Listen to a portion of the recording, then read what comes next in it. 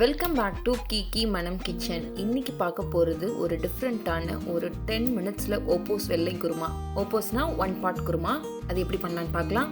அதுக்கு ஒரு கேஷ்யூநட் நான் ஒரு 6 கேஷ்யூநட் எடுத்திருக்கேன். 1/4 கப் அளவுக்கு தேங்காய், அதுக்கப்புறம் ஒரு டேபிள் ஸ்பூன் அளவுக்கு கசகசா, ரெட் சில்லி பவுடர் ஒரு டேபிள் ஸ்பூன்,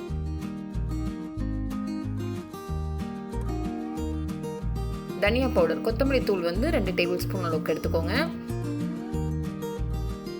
மஞ்சள் தூள் 1/4 table spoon, garam masala 1 table spoon, இஞ்சி பூண்டு பேஸ்ட் 1/2 டேபிள் ஸ்பூன், தயிர் 2 டேபிள் ஸ்பூன் அளவுக்கு ஆட் பண்ணிக்கணும். அதுக்கப்புறம் கொஞ்சமாக இதுக்கு தேவையான அளவுக்கு உப்பு, ஒரு 1/2 டேபிள் ஸ்பூன் அளவுக்கு உப்பு. இது எல்லாம் சேர்த்து நம்ம மிக்சியில் நம்ம கொஞ்சம் ஒரு 2 டேபிள் ஸ்பூன் அளவுக்கு தண்ணி விட்டு நல்லா நைஸாக அரைச்சிக்கோங்க. அதுக்கப்புறம் இதுக்கு நான் காய்கறி இதுக்கு பொட்டேட்டோ, கேரட்டு, பீன்ஸு, கேப்சிகம் இது எல்லாமே எடுத்திருக்கேன். உங்களுக்கு என்ன வெஜிடபிள்ஸ் பிடிக்குதோ அதை எடுத்துக்கலாம். அதுக்கப்புறம் பட்டை, கிராம்பு, ஏலக்காய், பிரிஞ்சி இலை எல்லாத்துலேயும் ஒவ்வொன்று எடுத்துக்கோங்க. தக்காளி 1 எடுத்திருக்கேன், ஆனியன் 1 எடுத்திருக்கேன், க்ரீன் சில்லி 2 கட் பண்ணி எடுத்து வச்சுருக்கேன். இப்போ இது எல்லாத்தையும் சேர்த்து நம்ம ஒரே பாட்டில் போட்டுட்டு அப்படியே ஒரே விசில் அடித்து நம்ம செய்ய போகிறோம்.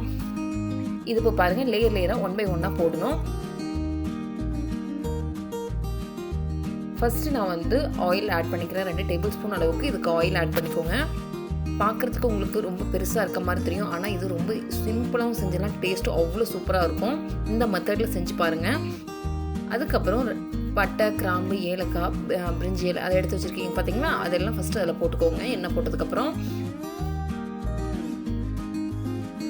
அதுக்கப்புறம் 2 பச்சை மிளகா. இது ரொம்ப சீக்கிரமும் செஞ்சிடலாம். அதுக்கப்புறம் நம்ம எடுத்து வச்சிருக்கிற வெங்காயம், தக்காளி, வெங்காயத்தை ஃபஸ்ட்டு போட்டுட்டு அதுக்கு மேலே தக்காளியும் போட்டுருங்க.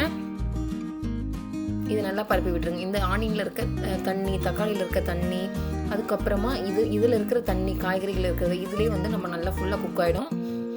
அதுக்கப்புறமா நம்ம ஒவ்வொரு வெஜிடபிள்ஸாக இதில் ஆட் பண்ணிக்கலாம்.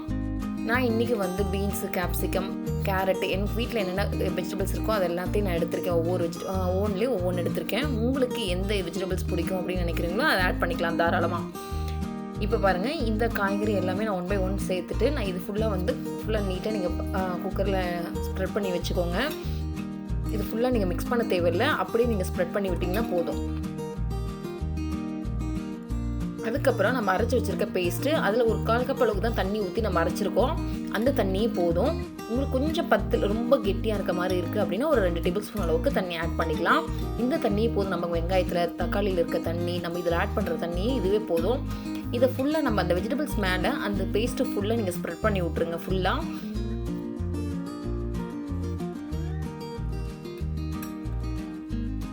இப்போ பாருங்கள், இந்த அளவுக்கு ஸ்ப்ரெட் பண்ணி விட்டுறணும். இப்போ நான் குக்கரை ஹை ஃப்ளேமில் வச்சு நான் கரெக்டாக ஒரு விசில் தான் அடிக்க போகிறேன்.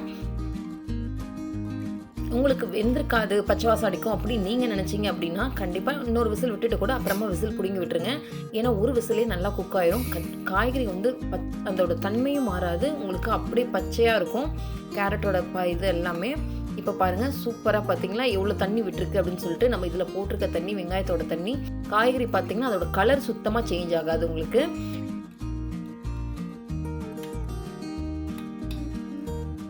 நீங்கள் சர்வ் பண்ணுறதுக்கு முன்னாடி ஒரு 1/4 கப் அளவுக்கு இதில் பால் ஆட் பண்ணிக்கோங்க.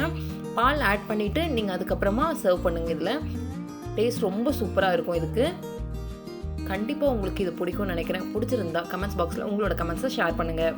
உங்களுக்கு என்னோட சேனல் பிடிச்சிருந்தா சப்ஸ்கிரைப் பண்ணுங்கள், எல்லோருக்கும் ஷேர் பண்ணுங்கள். நன்றி.